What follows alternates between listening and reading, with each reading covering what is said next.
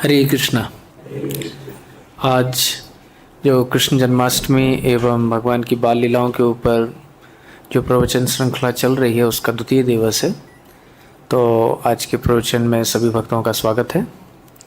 कल के प्रसंग में हमने भगवान के जन्म के रहस्य एवं भगवान किस प्रकार से यशोदा मैया और देवकी जी दोनों के गर्भ में एक साथ कैसे आए उसके बारे में हमने विचार विमर्श किया था। आज हम उसी श्रृंखला में थोड़ा आगे देखेंगे कि किस प्रकार से उन्होंने आगे की अपनी जो प्रकट होने की लीलाएं की हैं वो किस प्रकार से की हैं, और जगत में विशेष रूप से गोकुल में आने के बाद भगवान कृष्ण ने किस प्रकार से अपनी लीलाएं प्रकट की, नंदोत्सव किस प्रकार से हुआ, ये प्रसंग आज हम विशेष रूप से देखेंगे। कल हमने देखा था कि किस प्रकार से नंद महाराज और यशोदा मैया आपस में चर्चा कर रहे हैं और चर्चा करते करते वो इस निष्कर्ष पे आए कि अब हमें एकादशी व्रत करना चाहिए, और एकादशी व्रत अगर हम करेंगे तो निश्चित ही हमारे यहाँ पर कोई गोपाल की प्राप्ति होगी। इसे तो नंद बाबा यशोदा मैया एकादशी व्रत करना प्रारंभ कर देते हैं। साल भर तक जब माघी कृष्ण प्रतिपदा से लेकर के पौषी पूर्णिमा अर्थात एक वर्ष तक जब वो पूरी अपनी एकादशी कर लेते हैं तो पौषी पूर्णिमा के दिन उनको एक विशेष अनुभूति होती है। क्या अनुभूति होती है? तो कल के प्रसंग में हमने देखा था थोड़ा सा कि यशोदा मैया और नंद महाराज एक बार अपने शयन कक्ष में थे तो नंद महाराज एकदम से उठते हैं और उठते ही यशोदा मैया से कहते हैं कि महर महर, आज मैंने एक बड़ी विचित्र बात देखी। मेरे सपने में नारायण आए थे और नारायण आकर के मुझे ऐसा लगा कि कुछ आदेश दे गए हैं। मुझसे कह रहे थे कि जैसा तुम पुत्र चाहते हो वैसा पुत्र और तो कोई हो नहीं सकता है, तो मैं ही स्वयं आ रहा हूँ। तो इस प्रकार से मुझे वरदान भी दिया है और मानो ये इंगित किया है कि जो आगे जाके जो गर्गाचार की वचनावली होगी कि नारायण समो गुरु हरि, कि जो कृष्ण होंगे वो नारायण के समान गुण वाले होंगे, तो वो बात हमें स्पष्ट रूप से देखने को भी मिल जाएगी। यशोदा मैया भी कहती हैं हाँ, मुझे भी ऐसी कुछ नित्य अनुभूति हो भी रही है कि जैसे हमारे यहाँ पे कोई बालक का जन्म अवश्य ही होने वाला है। तो ये सारे प्रकरण गोपाल चंपू में बड़े विस्तार से वर्णन है। आप चाहें तो वहाँ विस्तार से इसका स्वाध्याय कर सकते हैं और इसका आस्वादन भी ले सकते हैं। तो इस प्रकार से जब सभी लोगों ने देखा कि अब यशोदा मैया ने गर्भ धारण कर लिया है और उनके जो गर्भ है वो धीरे धीरे वृद्धि को प्राप्त हो रहा है, तो उसमें जो यशोदा मैया की शोभा, गर्भस्थ जो कृष्ण है तो उसकी जो शोभा है उसका क्या कहना। आप लोगों ने जो श्रीमद् भागवतम में देवकी के गर्भ धारण करने और देवकी जब गर्भ धारण करती हैं तो उसके उपरांत सभी जितने भी देवता रहते हैं, जो श्रीमद् भागवतम का 10वें स्कंद का द्वितीय अध्याय है वो भगवान की गर्भ स्तुति के नाम से है कि अर्थात भगवान गर्भ में है और जितने भी देवता हैं वो आ रहे हैं और देवकी को प्रणाम कर रहे हैं, देवकी की वंदना कर रहे हैं। सत्यव्रतम सत्यपुरम प्रतिसत्यम, इस प्रकार से बहुत सारी भगवान कृष्ण की उपासना की गई। तो दोनों ही कृष्ण दो जगह एक साथ अवतरित हुए हैं, एक मथुरा में अवतरित हुए हैं और एक गोकुल में अवतरित हुए हैं। प्रायः आप लोगों ने प्रभुपाद जी के प्रवचनों में और जितने भी हमारे यहाँ के आचार्यगण हैं और वर्तमान स्वामी हैं जो महाराज लोग हैं, सन्यासीगण, तो वो सब इस बात को कहते आते हैं। लेकिन हमने अपने इस ग्रंथ में, ये गोकुल लीला है, इसमें हमने 3 प्रमाण दिए खोजबीन करके बड़े उससे कि कैसे भगवान कृष्ण का जन्म मथुरा में भी हुआ और कैसे उसी समय पे उनका जन्म कहाँ पे हो रहा है, गोकुल में हो रहा है। तो पहला प्रमाण तो श्रीमद् भागवतम से ही आता है। यद्यपि अगर कोई श्रीमद् भागवतम को सूक्ष्म रूप से बड़ी एकाग्रता से पढ़े तो ये प्रमाण को वह देख सकता है। अगर आप श्रीमद् भागवतम का 10वां स्कंद और 4था अध्याय देखेंगे तो जो कंस का प्रसंग रहता है कि कंस के पास में जब वसुदेव जी उस कन्या को लेकर के आते हैं, वसुदेव जी जैसे ही कृष्ण को ले जाते हैं और वहाँ से जो यशोदा जी की कन्या रहती है उनको लेकर के आते हैं, तो वो कन्या क्या होती है, जैसे ही आती है तो अष्टभुजाधारी होकर के सद्या देहम ब्रह्म गता, तो उसी श्लोक में आता है अदृश्यता अनुजा विष्णु सायुधा अष्ट महाभुजा। ये सुखदेव गोस्वामी के वचन है। क्या कह रहे हैं सुखदेव गोस्वामी कि सा तदहस्तात् समुत्पेत्य सद्यो देहम्बरम गता अदृश्यता अनुजा विष्णु। अनुजा विष्णु, दो शब्दों का प्रयोग किया। अनुजा शब्द का क्या तात्पर्य होता है? अनुज शब्द का क्या अर्थ होता है? अनुज अर्थ का छोटा भाई, अनुजा स्त्रीलिंग में हो गया तो छोटी बहन। अब देखिए छोटी बहन का प्रसंग कह रहे हैं, इसका तात्पर्य है कि कोई बड़ा भाई भी हुआ होगा, नहीं तो छोटी बहन का प्रसंग कहाँ से आएगा? अगर कृष्ण इधर मथुरा में हो रहे हैं और इधर गोकुल में नहीं हो रहे हैं तो फिर बड़े भाई कैसे हो जाएंगे वो? इधर तो ये देवकी से हुए। अगर मानो ऐसा कहें कोई कि नहीं नहीं जो आप कर रहे हो वो ठीक नहीं है और यहाँ पे ही केवल उनका मथुरा में ही भगवान का जन्म हुआ है और गोकुल में नहीं हुआ है, आप कैसे कह सकते हो? तो यहाँ पे सुखदेव गोस्वामी के बचाव, सुखदेव गोस्वामी तो झूठ बोलेंगे नहीं, है ना? तो कह रहे हैं क्या? अदृश्यता अनुजा विष्णु हो, विष्णु अर्थात कृष्ण के जो छोटी बहन है। अब छोटी बहन है इसका मतलब हो गया कि कृष्ण बड़े भाई है। तो इसका प्रसंग श्री जीव गोस्वामी ने अपने गोपाल चंपू नामक ग्रंथ में बड़े विस्तार से कहा। जब ये पूर्णिमा का दिन है, पौषी पूर्णिमा का दिन है, जिस दिन कृष्ण गर्भ में आ गए थे, जिस दिन भगवान कृष्ण यशोदा मैया के गर्भ में आए गोकुल में, वहाँ की हम कथा कह रहे हैं। तो वहाँ पे क्या हुआ था, उन्होंने एक लक्षण देखा। यशोदा मैया नंद बाबा के चरण संवाहन कर रही थी, चरण सेवा कर रही थी। इतने में उनको तंद्रा आ गई, नंद बाबा भी सो गए। इतने में क्या देखा नंद बाबा ने कि कोई एक स्वर्ण पुतलिका, वो एक स्वर्ण पुतलिका है, वह अपने हाथ में किसी नील बालक को लेकर के मेरे हृदय में प्रवेश कर गई है। ये किसने अनुभव किया? नंद बाबा ने। कुछ देर के बाद यशोदा मैया ने अनुभव किया कि वही स्वर्ण पुतलिका जो नंद बाबा के हृदय में विराजमान थी, अपने हाथ में किसी नील कमल जैसे शिशु को लिए हुए थी, वही उनके हृदय से बाहर निकली और मेरे हृदय में प्रवेश कर गई। तो जो स्वर्ण पुतलिका है वो कौन है? योग माया है। और जो नील कमल जैसा बालक है वो भगवान कृष्ण है। तो यशोदा मैया ने वहाँ पे अनुभव किया कि ये जो बालक है वह तो मेरे हृदय में रह गया है, जो नील कमल जैसा बालक है वो हृदय में रह गया है, और जो स्वर्ण पुतलिका है अर्थात जो योग माया है वो मेरे गर्भ में चली गई है। तो इस प्रकार से यशोदा मैया ने अनुभव किया। तो ये जो श्लोक यहाँ पे आता है श्रीमद् भागवतम में कि अदृश्यता अनुजा विष्णु 10:4-9, ठीक, 10वें स्कंद का 4था अध्याय और 9वां श्लोक। तो ये बड़ा प्रमाणिक श्लोक है। इसी को प्रमाण के रूप में जीव गोस्वामी पाद ने फिर हरिवंश पुराण का प्रमाण दिया। तो वहाँ पे उन्होंने कहा कि नंद पत्नी यशोदा यह मिथुनम समुपद्यता या स्त्री संयोग माया तो और या पुमान सा हरि स्वयं। तो नंद पत्नी यशोदा मिथुनम समुपद्यता, मिथुनम अर्थात जोड़ा, जुड़वा बच्चे को उन्होंने जन्म दिया। कौन कौन थे जुड़वा बच्चा? तो या स्त्री संयोग माया, तो जो स्त्री है वो कौन है? योग माया है। और जो सापुमान या हरि स्वयं, और जो पुमान अर्थात जो बालक था वो साक्षात हरि था। तो ये दूसरा प्रमाण हुआ। तीसरा प्रमाण भी हरिवंश पुराण में मिलता है कि दोनों बालकों का अर्थात जो मथुरा के कृष्ण है, जो मथुरेश कृष्ण है उनका, और इधर जो गोकुलेश्वर कृष्ण है जो गोकुल में जिनका जन्म हुआ है उनका एक टाइम में जो मध्यरात्रि है 12 बजे जिस समय भगवान प्रकट हुए हैं, उसी समय दोनों बालकों का जन्म हुआ है। उसका प्रमाण हरिवंश पुराण में ही आता है कि देवकी चा यशोदा चैवम सुषुवाते शिशु समम, सुषुवाते शिशु समम, अर्थात दोनों ने एक ही काल में प्रसव किया। दोनों का कृष्ण अपने आप ही एक ही काल में 12 बजे मध्यरात्रि में प्रकट हुए। तो ये 3 प्रमाण आते हैं। तो हम लोग चूँकि प्रचार करते रहते हैं और अपनी आत्मसंतुष्टि के लिए भी ये 3 प्रमाण आपको हमेशा स्मरण रखने चाहिए। 2 प्रमाण हरिवंश पुराण के हैं और एक तो साक्षात श्रीमद् भागवतम का ही प्रमाण है। क्योंकि जब भी हम किसी को बताएं, पहले तो आत्मसंतुष्टि के लिए कि हाँ भाई दोनों जगह भगवान का जन्म हुआ है, गोकुल में भी हुआ है और इधर भी हुआ है। क्योंकि अब देखिए भगवान तो एक साथ 16,108 महलों में अलग अलग लीलाएं कर सकते हैं। तो 2 जगह अगर एक साथ प्रकट हो गए क्या बड़ी बात है ना। जब भगवान आगामी अपनी द्वारका लीला करेंगे तो द्वारका लीला में देखा जाता है कि भगवान सभी जगह लीलाएं करते हैं और नारद मुनि उसके प्रत्यक्ष साक्षी रहते हैं, प्रत्यक्ष गवाही देते हैं कि भगवान जितनी भी जगह जाते हैं तो भगवान नारद जी से पूछते हैं कदा आए, तो भगवान कि आप कब आए।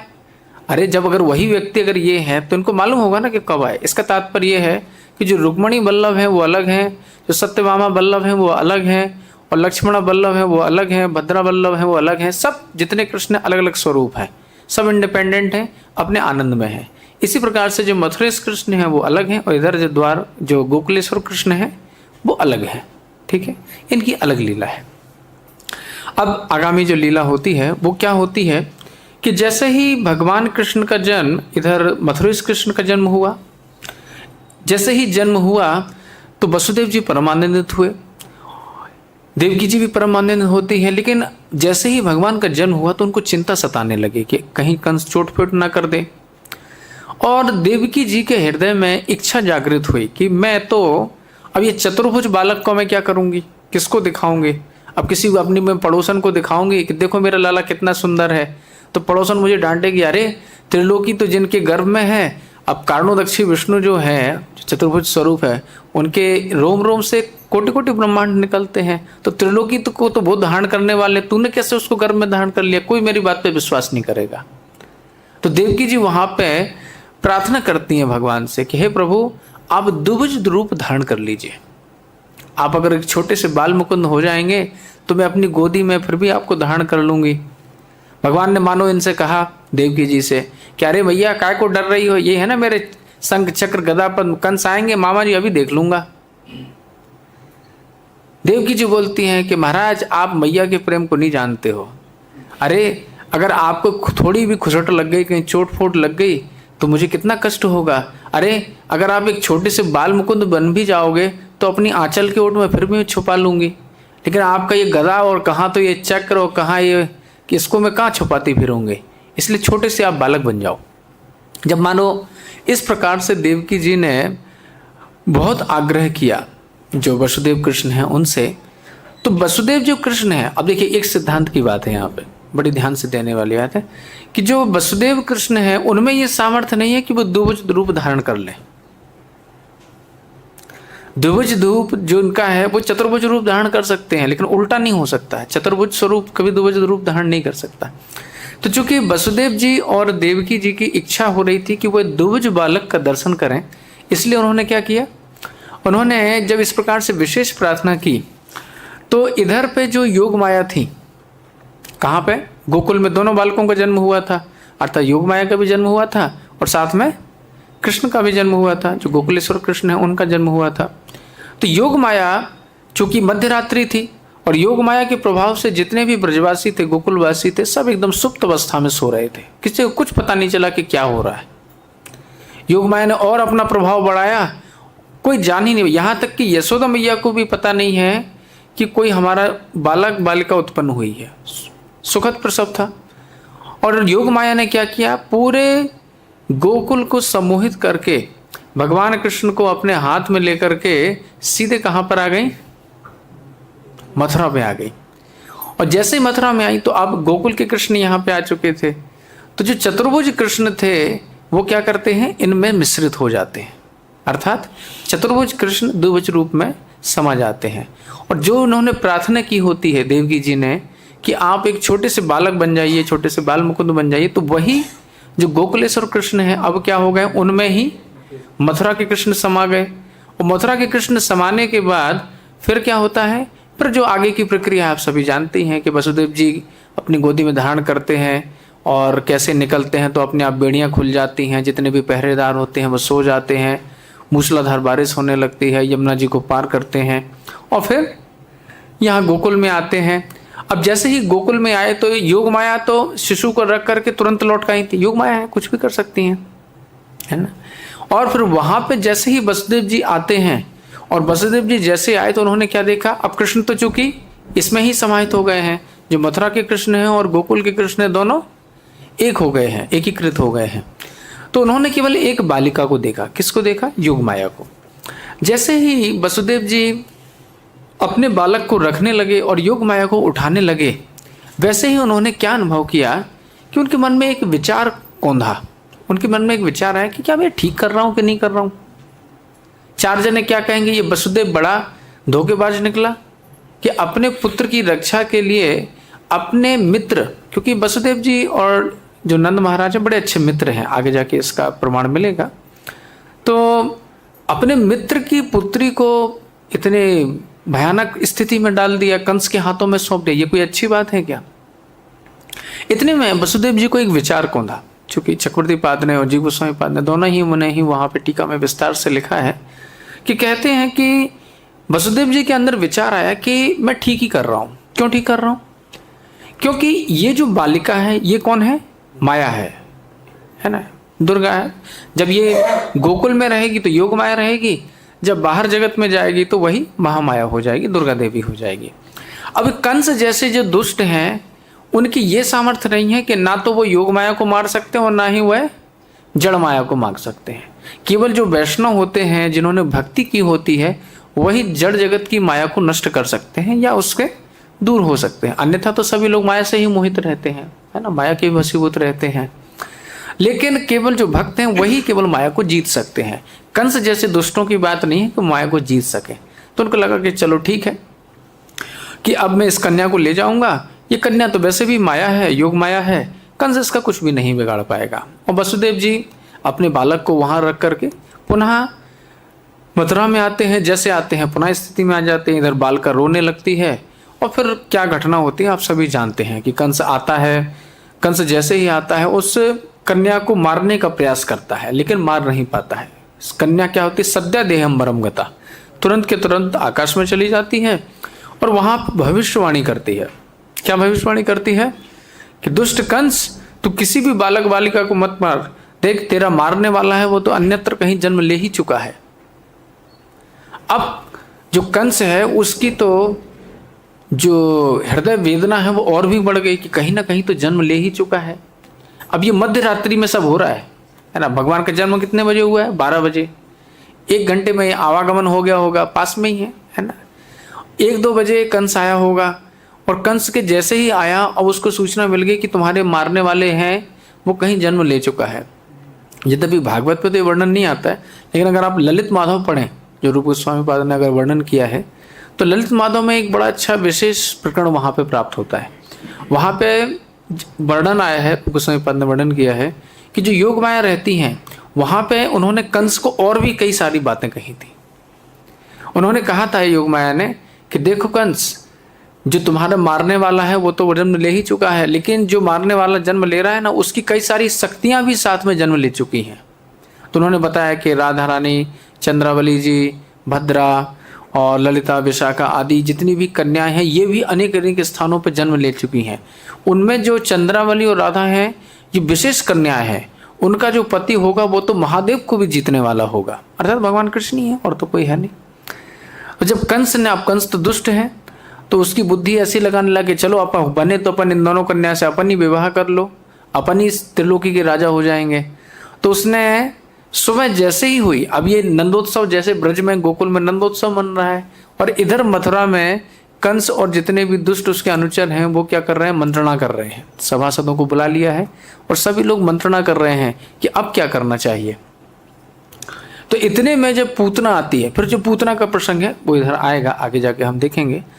तो इधर नंदोत्सव होता है, इधर पूतना जैसे ही आती है और पूतना से कहा जाता है, जितने भी सभासद हैं उन सभी से कहा जाता है कि देखो हमारा मारने वाला कहीं तो जन्म ले चुका है। मंत्रियों ने कहा देखो आपका मारने वाला अभी अभी जन्मा होगा, 1 दिन का होगा, 2 दिन का होगा, ज़्यादा से ज़्यादा 10 दिन का होगा। अपन एक काम करते हैं कि 10 दिन के भीतर के जितने भी बालक होंगे अपने क्षेत्र में, इस ब्रजमंडल में, मथुरा मंडल में या सूरसेन मंडल में, उन सबको ही समाप्त कर देते हैं, उनको सबको खत्म कर देंगे। आपका शत्रु भी उन्हीं में से कोई होगा, समाप्त हो जाएगा। फिर कंस ने तुरंत ही बोला कि देखो भाई ये तो अपन 1-2 दिन बाद भी कर सकते हैं, एक काम करो, अब मुझे हमारी जो आराध्या है दुर्गा देवी है, उन्होंने मुझे एक सूचना दी है कि कुछ महाशक्तियाँ भी जन्म ली हैं, उनका भी अपहरण कर लो। कौन कर सकता है कार्य? तो सबसे पहले हाथ उठाया पूतना ने।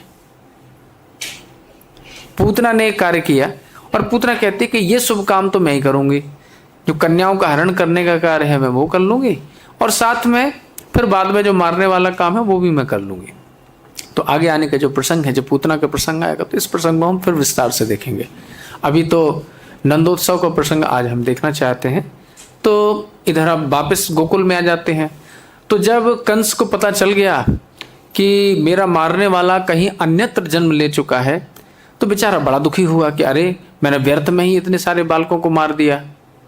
और ये देवता भी पता नहीं झूठ कब से बोलने लग गए हैं। देवताओं ने तो कहा था कि कोई मारने वाला होगा, ये तो होगी हो गया, कन्या हो गई है ये तो। अब देवता भी झूठ बोलने लगे, ये कैसी बात हो गई। कंस को बड़ा कष्ट हुआ। कंस फिर देवकी और वसुदेव जी से क्षमा याचना मांगता है कि बहन वसुदेव जी, मैंने आपको बड़ा कष्ट पहुंचाया, मुझे क्षमा करें। देखिए, जिनका जो योग था, अपना जो ज्ञान देना था उसने ज्ञान दिया, कि जिसकी जो गति होनी थी वो हो गई है। अब जो हुआ सो हुआ, अब आप लोग शांति से जाइए, अपने महलों में रहिए। वसुदेव जी तो पहले से ही धीर चित्त थे, उनको ना तो अच्छा लगा ना बुरा लगा। उनको मालूम है ये दुष्ट है, दुष्ट का अपनी दुष्टता कभी भी कर सकता है।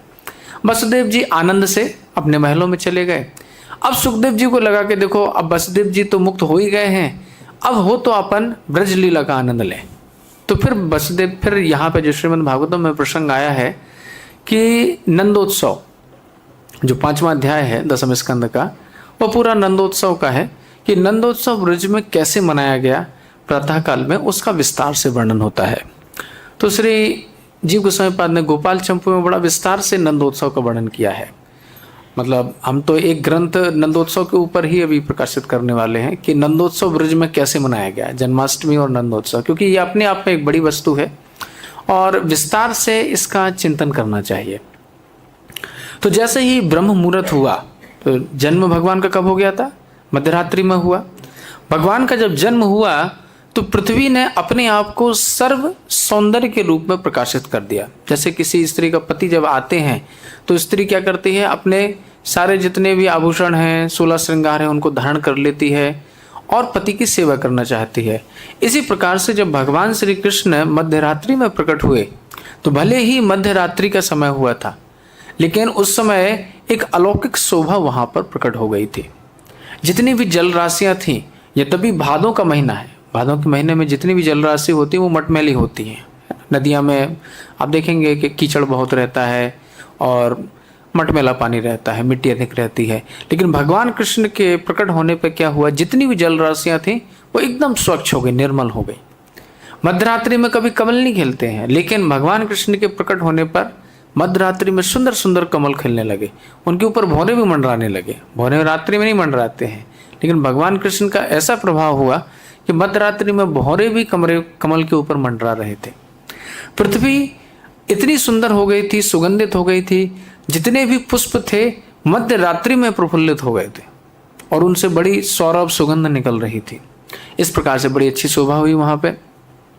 इसके बाद आकाश में अपने आप शुभ नक्षत्र दिखने लगे, क्योंकि आकाश में कभी कभी जैसे होता है कि पुच्छल तारा दिखता है, कभी ये दिखता है, तो ये नकारात्मक दृष्टिकोण होता है, नकारात्मक नक्षत्र होते हैं। लेकिन भगवान जब जैसे ही उत्पन्न हुए तो उनका जो रोहिणी नक्षत्र है वो प्रकट हो गया। मानो भगवान कृष्ण कहना चाह रहे हो कि देखो, मैं देवकी जी के गर्भ से प्रकट हुआ हूँ या यशोदा मैया के गर्भ से प्रकट हुआ हूँ, लेकिन रोहिणी जी को प्रसन्न करने के लिए कम से कम उनके नक्षत्र में ही प्रकट हो जाता हूँ। तो मानो उनके रोहिणी नामक नक्षत्र में प्रकट होकर के रोहिणी मैया को प्रसन्न करना चाह रहे हैं। तो इस प्रकार से जितने भी तत्व हैं, पृथ्वी, जल, अग्नि, वायु, वायु भी अपने आप को कृतार्थ करने के लिए एकदम मंद मंद और सुगंधित भाव से बहने लगे, मानो भगवान कृष्ण की सेवा करना चाह रही है।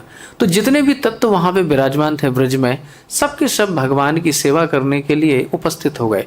काल भी वहां पर परम शोभित होकर के, और भगवान की सेवा करने के लिए शुभ मुहूर्त होना चाहिए। जैसे अभिजीत मुहूर्त होता है तो बड़ा शुभ होता है, और भी कई सारे मुहूर्त होते हैं जो बड़े शुभ होते हैं। उस समय में कोई सा भी कार्य करो सफल हो जाता है।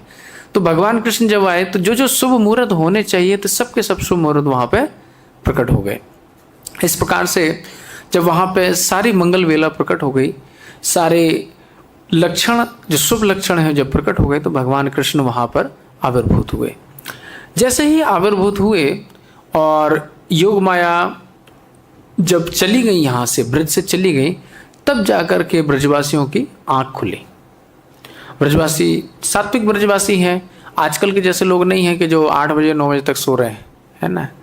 ब्रजवासी सब ब्रह्म मुहूर्त से पहले ही उठ गए। जितनी भी वहाँ की गोपियाँ थीं, अपने द्वार पे वास्तु पूजन करने के लिए, दीप प्रज्वलित करने के लिए वहाँ पे इकट्ठी हो गई, अपने अपने घरों पे स्नान इत्यादि करके मंगल वेला में सब लोग दीप प्रज्वलित करने लगे और आनंद से मंगल गायन करने लगे। इतने में क्या हुआ, जैसे ही सभी लोग अपने महलों में, अपने अपने घरों में अपने घर का कार्य करने में व्यस्त थी, इतने में क्या देखा, सबसे पहले जितने भी नंद भवन की धाइयाँ हैं और नंद भवन की जितनी भी देवरानी जेठानी हैं, कल हमने विस्तार से देखा था कि नंद बाबा के जो भाई हैं, 2 बड़े भाई हैं और कई सारे छोटे भाई हैं, है ना। विशेष रूप से उपनंद गोप, अभिनंद गोप और उनके जो छोटे हैं सनंद गोप और नंदन गोप। तो इनकी जो पत्नियां हैं, तुंगी जी, पीवरी जी, अतुल्या जी, कुबलिया जी, तो ये सारी जितनी हैं जो नंद भवन के आसपास ही रहती हैं। तो भगवान कृष्ण ने जब रुदन प्रारंभ किया तो सबसे पहले इनके कानों में ही भगवान कृष्ण का रुदन गया, क्योंकि ये पास में रहने वाली हैं। और यशोदा मैया की जो प्रमुख धाइयाँ थीं, उनको सबसे पहले भगवान कृष्ण की रुदन की वाणी सुनाई दी। भगवान कृष्ण भी कोई ऐसे वैसे नहीं उआ उआ करके नहीं रो रहे थे। कैसे रो रहे थे? ओम करके रो रहे थे, है ना। भगवान कृष्ण का रोना भी बड़ा दुर्लभ था। जीव गोस्वामी पाद ने और श्री आनंद वृंदावन चंपू, कवि कर्णपुर जी ने वहाँ वर्णन किया है कि भगवान कृष्ण कैसे रो रहे थे। ओम ओम, तो ओम ओम की ध्वनि आ रही थी। लोग कह रहे कि ओम की ध्वनि कहाँ से आ रही है, तो लोगों को लगा कि हाँ कोई बालक जैसा रो तो रहा है, लेकिन ये ओम की ध्वनि प्रकट कर रहा है। सभी लोग जितनी भी धाइयाँ थीं और पीवरी जी, तुंगी जी, अतुल्या जी, कुबलिया जी, जितनी भी धाइयाँ हैं, सब के सब दौड़ती दौड़ती कहाँ आती हैं? सूतिका गृह में, जहाँ पे यशोदा मैया थी, जहाँ पे सुंदर लाला को जन्म दिया था, वहाँ पे आती हैं। और सबसे पहले उन स्त्रियों को ही सौभाग्य मिला भगवान का साक्षात दर्शन करने का। तो नंद भवन की जो स्त्रियां हैं परम सौभाग्यशाली हैं, और विशेष रूप से जो नंद भवन की धाय थी, उनको सबसे ज़्यादा आनंद की प्राप्ति हुई भगवान कृष्ण का लोकोत्तर सौंदर्य देख करके। सभी लोग, जितनी भी स्त्रियां थी, परम आनंदित हो गईं। यशोदा मैया भी परम आनंदित हैं। और सभी लोगों ने सबसे पहले यशोदा मैया और जितनी स्त्रियां हैं, तो उन्होंने यशोदा मैया को कहा कि देखो, तो सबसे पहले अपने बालक को दूध पिलाना चाहिए। तो यशोदा मैया सोच रही हैं कि मैं तो हूँ इतनी बड़ी बालक है, इतना छोटा क्या करूँ। तो यशोदा मैया अपने आप को सरकाती सरकाती नीचे आने लगी कि जिससे बालक के पास में पहुँच जाए।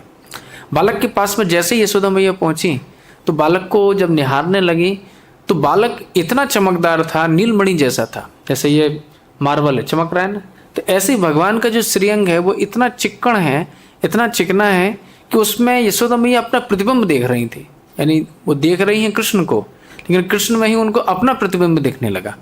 उनको लगा कि मानो कोई अलाय बलाई आ गई है, कोई भूतनी आ गई, कोई डाकनी आ गई है क्या। तो उनको लगा कि नरसिंह नाम लेना चाहिए, तो नरसिंह नरसिंह नरसिंह ऐसे चिल्लाने लगी। इतने में जितनी भी धाइयाँ थीं और जितने भी वहाँ पे देवरानी जेठानी थी, बोलते अरे यशोदे, ये कोई वो नहीं है, भूत प्रेत नहीं है, कोई डाकनी वाकनी नहीं है, ये तो तेरी ही छाई हैं, तेरी ही परछाई हैं। यशोदा जी हंसने लगती हैं। यशोदा जी विचार कर रही हैं कि इतने छोटे बालक को दूध कैसे पिलाए, क्योंकि पहला ही बालक है, उनको अनुभव नहीं है कि बालकों को कैसे दूध पिलाया जाता है। तो लेटे लेटे ही उन्होंने सबसे पहले, जीव गोस्वामी पाद ने वहाँ पर वर्णन किया है कि उन्हें सर्वप्रथम स्तनपान कराया कृष्ण को। फिर जितनी भी धाएँ थीं और पीवरी जी थीं, तुंगी जी, देवरानी जेठानी थी, उन्होंने उनको कहा कि देखो, छोटे बालक को ऐसे गोदी में लेकर के ऐसे दक्षिण स्तन को पान कराना चाहिए। तो यशोदा मैया बड़े आनंद से श्री कृष्ण को क्या करा रही है? दुग्धपान करा रही है। प्रथम दुग्धपान कराया। सभी जितनी भी धाइयाँ हैं और जितनी भी देवरानी जेठानी हैं परम आनंदित हो रही हैं, आपस में चर्चा कर रही हैं कि जन्म के साथ हमने इतना सौंदर्य तो कभी नहीं देखा। हमने कई बालक देखे हैं, है ना, लेकिन जन्म के साथ ऐसा अलौकिक सौंदर्य तो हमने कभी भी नहीं देखा। इतने में 1 घंटा और बीत गया, 4 से 5 बज गए। नंद बाबा और जितने भी गोप थे सब अपने खिरक में, जितनी गौशालाएं थी वहाँ पे गए हुए थे और वहाँ पे गायों को दूध रहे थे। जैसे ही यहाँ पे कृष्ण का जन्म हुआ तो जो श्री कृष्ण की बुआ है सुनंदा जी, पहले आपको वर्णन किया था कल कि पर्जन्य महाराज के कई सारे पुत्र थे और एक पुत्री भी थी जिसका नाम सुनंदा था। तो सुनंदा जी जो बुआ हैं वो तुरंत आती हैं और नंद भवन की देहरी पर आकर के कांसे की थाली हाथ में लेकर के खन खन खन करके घंटी बजाती हैं, थाली बजाती हैं और कहती हैं कि आज मध्य रात्रि में यशोदा मैया ने एक सुंदर लाला को जन्म दिया है। एक जो ब्राह्मणी रहती हैं, वृद्ध ब्राह्मणी रहती हैं, उनके साथ में ये जो सुनंदा जी रहती हैं गौशाला में जाती हैं और सबसे पहले नंद बाबा को सूचना देती हैं। जैसे ही वृद्ध ब्राह्मणी हंसते हुए प्रफुल्लित होकर के और मानो कोई एक विशेष वेग से नंद बाबा के पास में पहुंचती है, नंद बाबा को तो उसकी चाल से और उसके मुख की प्रसन्नता से पहले ही पता चल जाता है कि कुछ दिव्य बात हो गई है। उनको पता चल गया था कि बालक का जन्म हो चुका है। उपनंद गोप नंद बाबा की बात को समझ गए और उपनंद गोप बोलते हैं कि देखो, इस समय जितनी भी गाय यहाँ पे दौड़ी आ रही हैं, सब की सब इस ब्राह्मणी के जो पति हैं, ब्राह्मण हैं, उनको दान कर दी जाए। उपनंद गोप ने तुरंत के तुरंत, सूचना भी दी नहीं है, उससे पहले ही सारी की सारी गायों को क्या कर दिया, दान कर दिया। सभी लोग जितने भी ब्राह्मण हैं उस दान को पाकर के परम प्रसन्न होते हैं। वह ब्राह्मणी आती है और फिर मंगल सूचना देती है कि आज मध्यरात्रि में यशोदा ने एक सुंदर लाला को जन्म दिया है। नंद बाबा तो आनंद में समा नहीं रहे हैं। नंद बाबा जल्दी जल्दी से सूतिका ग्रह की तरफ आते हैं। अब सूतिका ग्रह में क्या पुरुषों का प्रवेश निषेध रहता है, तो नंद बाबा जो वहाँ की खिड़की है, जो सूतिका ग्रह की खिड़की है, दूर से ही जो अपने बालक का दर्शन कर रहे हैं और बड़े आनंदित हो रहे हैं। उनके तो रोमांच हो गए कि भाई इतना सुंदर बालक है। तो जो सुध गोस्वामी लिखते हैं कि नंदस्तु आत्मज उत्पन्ने जाता आह्लादा महामना, कि नंदस्तु आत्मज उत्पन्ने, कि नंद भगवान, नंद बाबा का जो लाला उत्पन्न हुआ, आत्मज उत्पन्न हुआ, तो क्या हुआ, जाता आह्लादा। इधर यशोदा को तो पुत्र की उत्पन्न हुई और इधर नंद बाबा को किसका उत्पन्न हुआ, आह्लाद मानक एक पुत्र उत्पन्न हो गया। महामना, महामना का भाव यहाँ पे दिया है कि वसुदेव जी इतने भाग्यशाली नहीं थे। वसुदेव जी तो मन ही मन में केवल 10,000 गायों का दान कर पाए, प्रत्यक्ष रूप से नहीं कर पाए थे क्योंकि बंदी थे। जब भगवान कृष्ण का मध्य रात्रि में जन्म हुआ था तो वसुदेव जी कुछ नहीं कर पाए थे, केवल 10,000 गायों का मानसिक रूप से दान दिया था, वो भी अच्छी बात है। लेकिन यहाँ पे नंद बाबा के लिए क्या शब्द प्रयोग किया गया है सुखदेव गोस्वामी के द्वारा, महामना, अर्थात ये परम भाग्यशाली है। क्यों? क्योंकि ये प्रत्यक्ष रूप से अपने बालक का दर्शन भी कर रहे हैं और साथ में जन्म होने पर जो जो दान करना चाहिए, जो भी कुछ करना चाहिए, वो भी ये कर रहे हैं। जैसे ही बालक का जन्म हो गया, सूचना मिल गई, नंद बाबा तुरंत अपने महल में आए। इतने में जो सुनंदा जी रहती हैं वो नंद बाबा के हाथ पकड़ लेते हैं और फिरकैयाँ लेने लगती हैं, बोलते हैं भैया बधाई हो, बधाई हो, मध्य रात्रि में आपके सुंदर पुत्र जन्मा है। और नंद बाबा ही बोल रहे हैं छोड़ रही छोड़ रही छोड़ रही, इस प्रकार से परमानंदित हो रहे हैं। इतने में नंद बाबा ने धाइयों को दौड़ाया, दासों को दौड़ाया कि जाओ सभी ब्रज में सभी को सूचना दे दो कि हमारे यहाँ पे मध्य रात्रि में एक सुंदर राजकुमार का जन्म हुआ है, सबको आमंत्रित करो, आज हमारे यहाँ पे नंदोत्सव होगा, बालक का जन्मोत्सव मनाया जाएगा। तो बालक के जन्मोत्सव मनाने हेतु सभी जितनी धाइयाँ रहती हैं, नंद भवन के जितने दास रहते हैं, सभी को आमंत्रित करने के लिए, सूचना देने के लिए तुरंत के तुरंत दौड़ जाते हैं। ब्रज में जैसे ही पहुंचते हैं सभी लोग परम आनंदित होते हैं। इतने में नंद बाबा ने कुछ और दासों को भेजा कि जाओ ब्राह्मणों को भी बुला करके ले आओ। ब्राह्मण तो पहले से ही ऐंठ में बैठे हुए थे। अब ब्राह्मण तो बड़े त्रिकालज्ञ थे, उनको पहले ही पता चल गया था कि नंद महाराज के यहाँ पे एक सुंदर लाला का जन्म हो चुका है और वो आना भी चाहते थे। लेकिन नंद बाबा ने कहा कि चलो भाई इनको पहले न्योता दे दिया जाए, न्योता करके कोई आता है तो अच्छी बात होती है, बिना न्योता के पहुंच जाए तो उसका सम्मान थोड़ा कम होता है। तो ब्राह्मणों को पहले ही न्योता भेज दिया। ब्राह्मण भी आते हैं, ब्राह्मण कहते हैं कि नंद महाराज बधाई हो, बधाई हो। नंद महाराज बोलते हैं अच्छा किस बात की बधाई। जितने भी ब्राह्मण रहते हैं कि देखो धाई से और ब्राह्मण से कोई बात छिपी नहीं रहती है, हमें अपने ज्योतिष के प्रभाव से पहले ही पता चल गया है कि मध्य रात्रि में तुम्हारे यहाँ पे एक सुंदर बालक का जन्म हुआ है, तो देखो ये जन्मपत्री बना करके ले आए हैं। नंद बाबा ने जन्मपत्री को सिर पे लगाया और ऊपर टेवा पे पकड़ा दिया। जितने भी ब्राह्मण रहते हैं नंद बाबा को आदेश देते हैं कि अब बाबा तुमको सचल स्नान करना चाहिए और फिर इसके बाद जितने भी आगे के कर्म हैं, जात कर्म संस्कार और दान इत्यादि और जो उत्सव को आगे बढ़ाना चाहिए। तो आहु विप्रान वेद ज्ञान, कैसे ब्राह्मणों को बुलाया, वेद ज्ञान, जो वेद ज्ञान से परिपूर्ण हैं और बड़े एक निष्ठ हैं, भक्ति में निष्ठ हैं, ऐसे ब्राह्मणों को वहां पे बुलाया गया। ब्राह्मणों ने कहा कि बाबा अब तुमको स्नान करना चाहिए। अब बाबा तो अच्छे तैराक भी हैं और अच्छे ग्वारिया भी हैं, रोज गैया चराने के लिए जाते थे, और जाते थे तो जहाँ पे यमुना जी रहती है वहाँ पे सुंदर स्नान करते ही थे। जैसे ही नंद महाराज ऊंचे बुर्ज पे पहुँचे, जो आपने देखा होगा जैसे केसी घाट पे ऊंचे ऊंचे बुर्ज बने हुए हैं ना, तो ऐसे ही गोकुल में भी बने हुए हैं। तो नंद बाबा जैसे ही ऊंचे बुर्ज में पहुंचते हैं और ऊंचे से बुर्ज से सीधे छलांग मार देते हैं, सचैल स्नान, वस्त्रों के साथ में स्नान करते हैं। कहते हैं कि जब कोई विशेष तिथि होती है तो उसमें सचैल स्नान करना चाहिए। तो नंद महाराज बड़े आनंद से स्नान करते हैं। स्नान करते अब नंद महाराज बड़े अच्छे तैराक, यद्यपि भादों की यमुना है, भादों में जो नदियाँ होती हैं बहुत ऊंची रहती हैं, काफ़ी जल स्तर उनका काफ़ी ऊंचा रहता है, लेकिन नंद बाबा तो बड़े अच्छे तैराक, भीतर ही भीतर जाते लगे। जितने भी बूढ़े बूढ़े गोप हैं, क्या रे भाई बाबा डुबकी लगाओ, बाबा कहाँ गए हो, दिख ना रहो है। इतने में दूसरा गोप कहता है देखो बाबा वो है, और बाबा दूर पे यमुना के उस पल्ली पार जा करके हाथ हिला रहे कि देखो मैं यहाँ हूँ। बूढ़े बूढ़े गोप बोल रहे कि बाबा आगे बहुत काम है, जल्दी आ जाओ जल्दी आ जाओ, खेल मत करो। बाबा सुंदर स्नान करके आते हैं।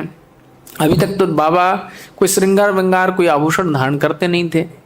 बाबा कहते हैं कि क्या धारण करना, कोई आगे पीछे तो है नहीं, क्या सुंदर श्रृंगार धारण करें। लेकिन जब बाबा ने श्रृंगार धारण शुरू किया तो सभी लोग देखते ही रह गए। सबसे पहले बाबा ने सुंदर केसरिया रंग की धोती पहनी, फिर इसके बाद जो 12 तिलक हैं उनको धारण किया, क्योंकि बाबा जानते हैं कि केवल स्नान से ही स्वच्छता नहीं होती है। हम लोग जो वैष्णव हैं वो तो जानते ही हैं कि जो गोपी चंदन है या वृंदावन की रज है, इसको जब हम धारण करते हैं तभी जाकर के शरीर में पवित्रता आती है। तो नंद बाबा ने सारे 12 तिलकों को धारण किया। तिलक धारण करने के बाद उन्होंने सुंदर कमर पर फेट लगाई। इसके बाद जो जरी का जो बागा था, जो बगलबंडी जैसा होता है, उसको धारण किया। फिर उन्होंने सुंदर सुंदर पगड़ी धारण करने लगी, जो केसरिया पगड़ी थी उसको धारण किया। जो गोट रहता है 2 अंगुल गोट, उसको धारण किया। फिर जितने सूरज चंदा नौलखा पेंच, बड़ी सुंदर पगड़ी हो रही थी। पगड़ी के ऊपर उन्होंने 2 माला जो मोतियों की रहती है लड़की, वो बड़ी सुंदर धारण की। कोई ब्रजवासी कहता है कि बाबा आज तो तुम्हारी पगड़ी तो बड़ी अच्छी दिख रही है। कहा भी जाता है राग रसोई पागड़ी कभी कभी बन जाए, है ना। कभी कभी पगड़ी बड़ी अच्छी बन जाती है, कभी कभी नई भी बनती है। कभी कभी रसोई बड़ी अच्छी बन जाती है, कभी कभी नई भी बनती है। कभी कभी गायन जो करता है राग बड़ा अच्छा लगता है, स्वर अच्छे लगते हैं, कभी नई भी लगते हैं। तो राग रसोई पागड़ी कभी कभी बन जाए। बाबा ने कानों में भी सुंदर सुंदर कुंडल धारण किए, छेल कड़ी बंधन बूटा और लोलक बंदी जितने भी रहते। आजकल देखते ना माताएं 4-5 पहनती हैं, तो ये पहले से चला आ रहा है, ऐसे नहीं कि पहले पुरुष भी पहनते। अगर आप देखेंगे ना राजस्थान तरफ जाएंगे तो वहाँ पे पुरुष भी धारण करते हैं। तो नंद बाबा ने भी इसी तरीके से जितने भी आभूषण होते हैं कान के वो सभी धारण किए। हाथों में भी सुंदर सुंदर पहुँची बाजूबंद धारण किए हुए हैं। जितनी भी अंगुलियां हैं उसमें भी सुंदर अंगूठियों को धारण किया हुआ है। पैर में भी सुंदर सांकले, जैसे आपने देखा ब्रज में कुछ लोग चांदी के सांकले पहनते हैं, बाबा ने सोने के सांकले धारण किए पैरों में, उसमें हीरे जड़े हुए थे। हाथ में भी एक लंबा सा आसा लिया जिसमें हीरे जड़े हुए थे, सोने की मूठ थी उस पर। बड़ा सुंदर भगवान बाबा का स्वरूप दिखने लगा। बाबा ने उंगलियों में भी जितने पैरों की उंगलियां हैं उसमें भी धारण किए सुंदर एक बैकक्ष की माला। जैसे एक तो होती है कि ऐसी माला पहनना, एक होता है कि टेढ़ी करके माला पहनी जाती है। तो जो बैकक्ष गोप लोग जो रहते हैं वो टेढ़ी माला अधिक पहनते हैं। तो बाबा ने बैकक्ष की माला धारण की, गले में भी कंठसिरी धारण किया सोने की। फिर इसका एक लंबा सा जो हार है उसको भी धारण किया। बाबा की तो अजब ही शोभा हो रही है। एक कोई बूढ़ा डोकरा था, बोलता है देखो तो आज डोकरा कैसा सजा है। बाबा को तो डोकरा को कोहनी माने के डोकरा होगा तो हम तो जवानन के जवान है, हमें तो लाला हुआ है। इस प्रकार से वहां पे खूब आनंद हो रहे हैं। जितने भी ब्रजवासी रहते हैं अभी तक, अब चूंकि बाबा राजा हैं यहाँ के, अब बाबा ही श्रृंगार धारण नहीं कर रहे हैं तो ब्रजवासी कैसे श्रृंगार धारण करते। लेकिन आज जब बाबा ने इतना सुंदर श्रृंगार धारण किया तो जितने भी ब्रजवासी थे उनमें भी बड़ा उत्साह आ गया और सभी लोगों ने सुंदर ढंग से सभी जितने भी श्रृंगार हो सकते थे, जैसे कोई विवाह में जाता है तो क्या करता है, सबसे सुंदर जो वस्त्र होते हैं उनको पहनने का प्रयास करता है ना, कि जिससे अच्छा दिखूं मैं। इसी प्रकार से आज ब्रजवासियों का सबसे आनंद का दिवस था, क्योंकि साक्षात ब्रजेंद्र नंदन अब प्रकट हो चुके थे। तो अभी तक तो ये लोग कोई विशेष श्रृंगार धारण नहीं करते थे, लेकिन आज सभी ने जो सबसे उत्तम वस्त्र थे, उत्तम आभूषण थे, उनको उत्तम तरीके से धारण किया और सभी लोग परम आनंदित हो गए। तो जैसे अब पुरुषों को तो श्रृंगार धारण करने में ज़्यादा समय लगता नहीं है। इतने में जो नंद भवन से धाइयाँ गई थी, क्योंकि कुछ पुरुष लोगों को भेजा गया था सूचना देने के लिए और कुछ लोगों को, स्त्रियों को सूचना देने के लिए भेजा गया था, धाइयों को। तो धाइयाँ सभी ब्रजवासियों के घर पे जाती हैं और कहती हैं कि बहुरियों सो रही हो कि जाग रही हो, आज मध्य रात्रि में यशोदा ने सुंदर लाला को जन्म दिया है। सभी ब्रजवासी अपने अपने घर से निकलती हैं और कहती हैं कि रुक जा, आखट तो लेती जा, नेक तो लेती जा। धाई भी कहती है कि मैं आज एक सूप दो सूप से मानने वाली नहीं हूँ, आज तो मैं गहरी विदा लेके जाऊंगी। तो अभी तो मैं जा रही हूँ, कल अपना बड़ा सा बैलगाड़ी लाऊंगी, उससे भेंट लेके जाऊंगी। सभी लोग आनंदित हैं, कोई ब्रज में कमी तो है नहीं। सभी बोलते हैं हाँ हाँ कोई बात नहीं, कल तुम आना, आराम से ले जाना। अब जितनी भी ब्रजवासिनी थी परम उल्लसित हो गई।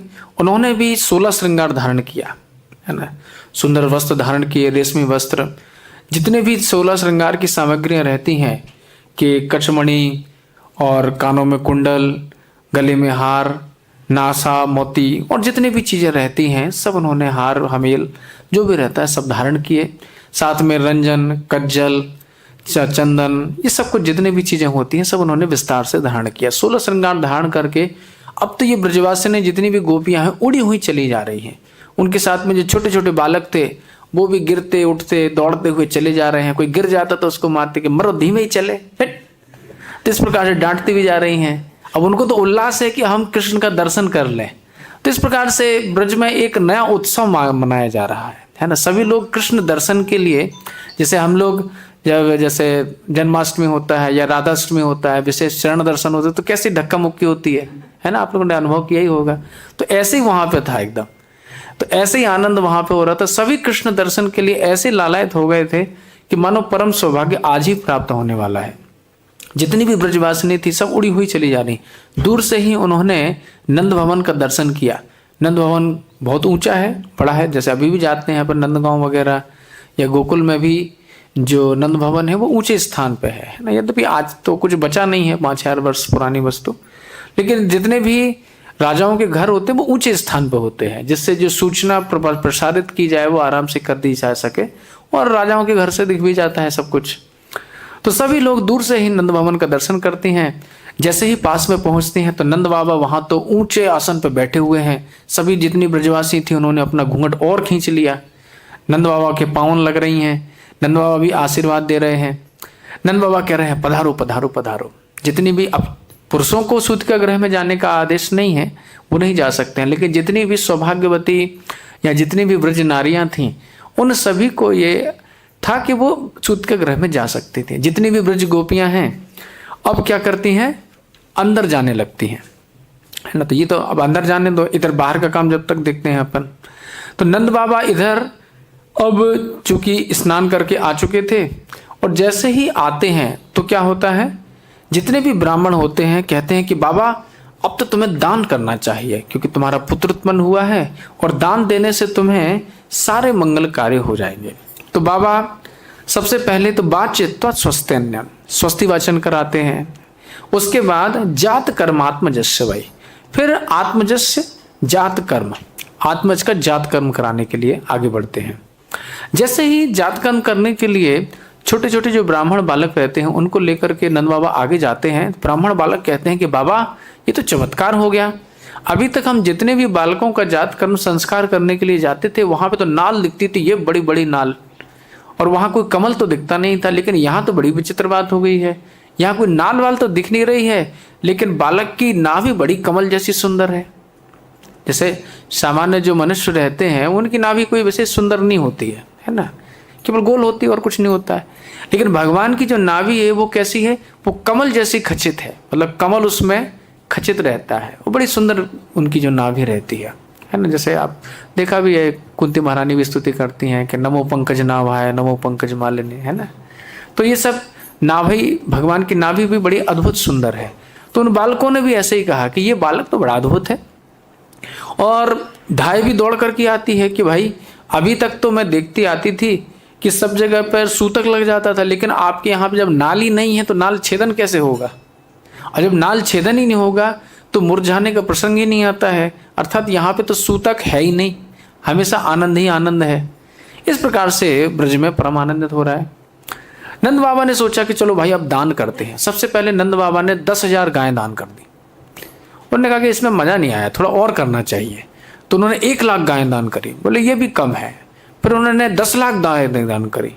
उन्होंने कहा ये भी कम है, तो उन्होंने फिर धेनु नाम नियुते प्रादात, तो नियत बोलते हैं 10 लाख को, और नियुते अर्थात 20 लाख, द्विवचन का प्रयोग है। तो 20 लाख दान जब गाय में कर दी, गायें दान कर दी, तब भी नंद बाबा को कोई आनंद की प्राप्ति नहीं हुई। उन्होंने ब्राह्मणों से कहा कि हम और दान करना चाहते हैं। तो ब्राह्मणों ने कहा कि ठीक है, एक काम करते हैं, 7 तिल के अलग अलग पहाड़ बनाते हैं। तो 7 तिल के पहाड़ बनाए गए, उनके ऊपर एक सोने का लंबा चौड़ा कलश रखा गया, और कलश को रखने के बाद, जैसे आप अगर पंचम स्कंद पढ़ें तो पंचम स्कंद में जैसे सुमेरु पर्वत का वर्णन आता है, तो उसी की प्रतिकृति वहां बनाई गई, और वहां तिल को हीरे मोती जवाहरात इन सब से क्या कर दिया, आवृत कर दिया गया। तो इस प्रकार से पूरे नंद भवन को मानो तिल के जो 7 पहाड़ थे उनसे भर करके उसको दान दिया गया। वो तिल नहीं था, तिल के ऊपर केवल हीरे जवाहरात स्वर्ण और स्वर्ण कलश यही केवल दिख रहे थे, और कुछ नहीं दिख रहा था। इस प्रकार से मंगल जब दान कर दिया गया, तब थोड़ा बहुत नंद बाबा को संतोष प्राप्त हुआ कि चलो भाई कुछ दान हुआ। इतने में जितने भी सूत मागध मंगदीजन थे वह आनंद से क्या करने लगे, मंगल वाचन करने लगे। सूतः पौराणिकः प्रोक्तः, पुराणों के वचन कहने लगे कि पुराणों में आपके बारे में ये वर्णन आता है, कृष्ण के बारे में ये वर्णन आता है, हरि के बारे में ये वर्णन आता है, आपके परिवार के बारे में ये वर्णन आता है। मागधः वंश संशिकः, जो मागध थे वो वंशावली गाने लगे कि हे नंद महाराज आपकी जय हो, आप जैसा तो कोई श्रेष्ठ राजा ही आज तक नहीं हुआ है। आपके यहाँ पर पहले यदु महाराज हुए हैं, यदु महाराज के वंश में एक हृदीक हुए, हृदीक के देवमीड़ हुए, देवमीड़ के फिर आपके जो पिता हैं पर्जन्य हुए, पर्जन्य के आप हुए हैं, और आपके ये लाला कृष्ण कन्हैया हुआ है। इस प्रकार से माधव वंश संशिका। तो माधव कहते हैं कि बाबा मैं हूँ मागध, लाया हूँ कागद, तू है ब्रज को पालक और तेरो भय हो ब्रज को चालक। इस प्रकार से वहां पे ब्रज भाषा में भी कुछ आनंद हो रहे थे। सूत भी आए, वो भी बोलते हैं कि बाबा मैं हूँ सूत, तेरो भयो है पूत, जाको सेवें जोगी अवधूत, जिनके मिट गए पंचभूत। बाबा तो बड़े प्रसन्न हुए, बाबा से मांगने लगा कि बाबा चढ़वे को घोड़ा, पहरवे को तोड़ा, ओढ़वे को दुसाला, और तेरो है भयो लाला। बाबा ने तो तुरंत उसको अपनी दुसाला उड़ा दी। किसी को पगड़ी दान दे रहे हैं, किसी को हार दान कर रहे हैं, किसी को भूमि दान कर रहे हैं, किसी को गाय दान कर रहे हैं। बाबा तो इतने आनंद है। अब चूंकि भगवान कृष्ण ही साक्षात वहां प्रकट हुए हैं तो धन की तो कमी होने वाली नहीं है ना। रमा क्रीड़न अभूत नृपहा, अर्थात जब कृष्ण आ गए हैं तो उनकी जो शक्तियां हैं, श्री लक्ष्मी, भूमि और जो भी हैं श्रीमती राधा रानी, वो सब कुछ अपने आप ही पहले ही प्रकट हो चुकी है। ब्रज में किसी भी बात की कमी नहीं हो रही। जैसे ही भगवान का ये जन्मोत्सव मनाया जाने लगा था, पूरे ब्रज को सुंदरतम तरीके से सजाया गया था। सभी घर के सामने सुंदर सुंदर बंदरवार तैयार किए गए थे। जो भी तोरण होते हैं उनको कहीं पे मोतियों की, कहीं पे पत्तों की, कहीं पे फूलों की, कहीं पे तो सोने की लड़ों की, कहीं पे जो कपड़े रहते हैं उनकी तो तोरण भी सजाई गई थी। आपने देखा जैसे बच्चों का वो हैप्पी बर्थडे मनाते हैं तो टांग देते हैं, इसी प्रकार से पूरे ब्रज को सनाया गया। सुंदर सुंदर जो सुगंधित जल था उससे पूरे ब्रज में छिड़काव किया गया था। जहां भी जाओ वहां से सुगंधित वायु बह रही थी। सभी लोग परम आनंदित हो रहे थे, क्योंकि ब्रजवासी तो उनका तो शरीर वैसे ही दिव्य था, और जो जल का छिड़काव किया गया था, सुगंधित द्रव्यों का छिड़काव किया गया था, उससे ब्रज की एक अलग ही शोभा हो रही थी। ब्रज का जो सौंदर्य था और भी निखर गया था भगवान के जन्म से और ब्रजवासियों के प्रयास से। जब जितनी भी ब्रजवासिनें थीं, जितनी भी गोपियां थीं, जब नंद भवन में पहुंच गईं और अंदर जो सूतिका गृह है जहाँ यशोदा मैया भगवान कृष्ण के साथ में लेटी हुई हैं, वहाँ पे पहुँचती हैं तो सारी गोपियों ने अपने अपने घूंघट हटाए और सभी गोपियाँ कहने लगती हैं, अरे यशोदे बड़ी ऐंठ में बैठी हुई हो, क्या अनोखा तुम्हारी लाला हुआ है क्या? यशोदा मैया भी कहते हैं कि अरे गोपियों रहन दो रहन दो, तुम ही लोगों ने, यशोदा जी से कह रही हैं कि तो यशोदा मैया कह रही हैं कि तुम ही लोगों ने गोवर्धन को पूछ करके और यमुना जी को पूछ करके, ब्राह्मणों को पूछ करके ये लाला चाहा है, जो भी है तुम्हारा ही लाला है, जैसा भी हुआ है तुम्हारे पुण्य प्रताप से हुआ है, इसमें मेरा कुछ नहीं है। सभी जितनी गोपियां बोलते हैं कि अरे यशोदे लाला को मुख नहीं दिखाओगी का। जैसे ही यशोदा मैया जो कपड़ा था उसको हटाने लगे मुख से, इतने में नंद भवन की जो प्रमुख धाएँ रहती हैं वो आ जाती है। बोलते अच्छा लाला का मुख ऐसे ही देख लोगी का, पहले मुझे भेंट पूजा तो हो जाए, मेरा नेंग तो हो जाए। यशोदा मैया बोलते हैं कि अरे वो तो तेरे को इकट्ठी दे दी जाएगी, तू क्या को परेशान हो रही है। बोले ना, ब्याज भाड़ो दक्षिणा बाद में मिले कच्छू ना। ब्याज और भाड़ो दक्षिणा ये बाद में कुछ नहीं मिलते है ना, जो होते हैं नगद होता है। कोई का ब्याज बाद में लेना कोई नहीं देता है, भाड़ा भी बाद में कभी नहीं मिलता, और जो बोलता है ना दक्षिणा अरे बाद में कभी ले लेना, तो वो कभी नहीं मिलती। बोलते अभी नगद लूंगी। बोले अच्छा क्या मांगे। बोले सबसे पहले तो घर की विदा, फिर इन सब गोपियों से मैं विदा लूंगी। बोले क्या चाहते हैं। बोले जो तुमने सतमासे में जो चंद्रहार पहना था, जब कृष्ण गर्भ में थे और यशोदा मैया का 7वां महीना चल रहा था, उस समय तुमने जो चंद्रहार पहना तो वो चंद्रहार लूंगी।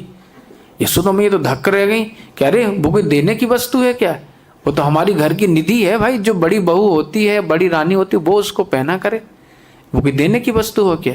बोले नहीं मैं तो वही लूंगी। नंद बाबा बाहर बैठे हुए थे, नंद बाबा के पास में हल्ला पहुंचा कि भैया काय का हल्ला है रोए। तो बोले अरे ये धाय तो हट पड़ गई है, कह रही है मैं तो चंद्रहार लूंगी। और नंद बाबा तो बड़े उदार, अरे मांग रही तो दे दो।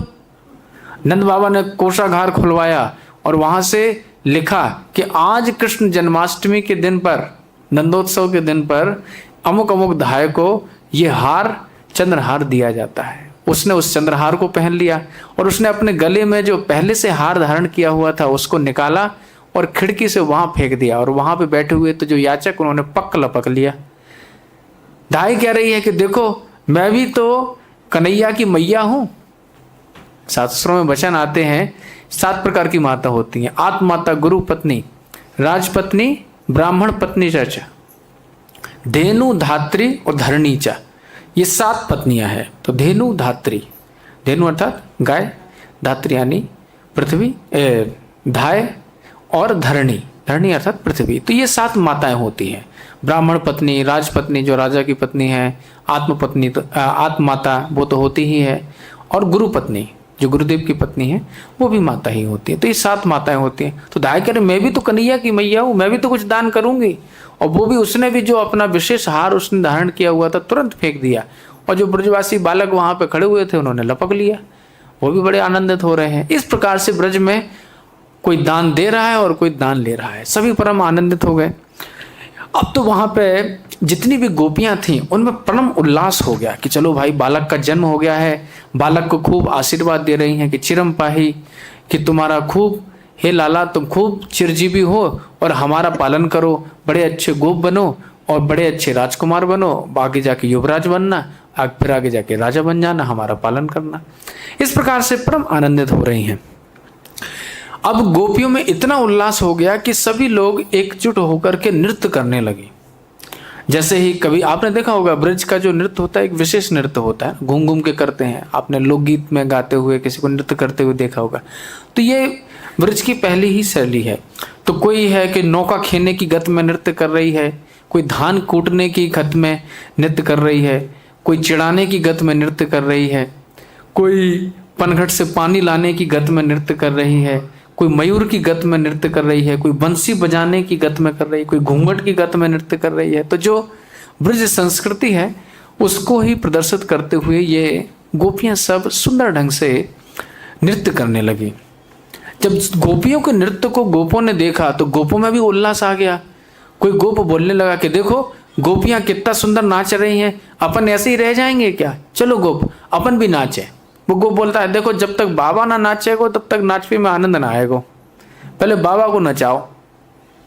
एक गोप फिर बाबा के पास गया कि देखो बाबा गोपियां कितना सुंदर नाच रही हैं, अपन ऐसे ही रह जाएंगे क्या, चलो अपन भी नाचते हैं। अब बाबा के मन में तो बड़ा उल्लास है, नाचना भी चाह रहे हैं, लेकिन बाबा सोच रहे हैं कि अरे अभी ये डोकरा नाचेगा अच्छा लगेगा क्या, चार लोग क्या कहेंगे कि अनोखा इसका ही बालक हुआ है, मैं नाचता हुआ अच्छा लगूंगा क्या? तुम नाचो, जितना भी तुम्हें दूध की उछालना है उछाल लो, कोई मना कर रहा है क्या?